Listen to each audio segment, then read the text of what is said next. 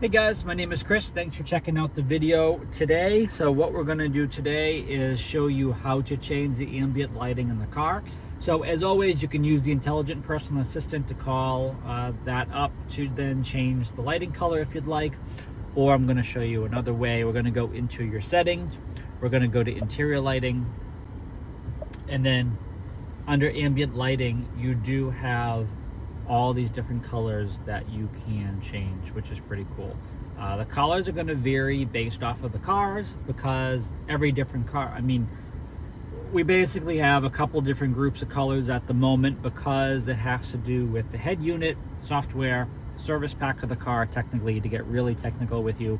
So not all BMWs are going to have all the same lighting color inside, but most of all of our new cars are going to have a nice assortment of colors, I'll say. Whether or not you necessarily have lime or gold, that is specific to the model. So if there is a certain color you have to have in your next car on the inside, I definitely check with your local BMW center to make sure that can happen. Otherwise, just keep in mind that the colors are going to be based off of software, hardware, all this other stuff that goes on in the cars. But that is how you do it. You can even go down to background lighting, accent lighting, reduce for night driving if you want. So there's a lot of different things you can play around to. Also keep in mind that a lot of these are tied to the driving mode now. So like sport mode, for example, goes to red and blue. Eco Pro goes to like a lighter blue.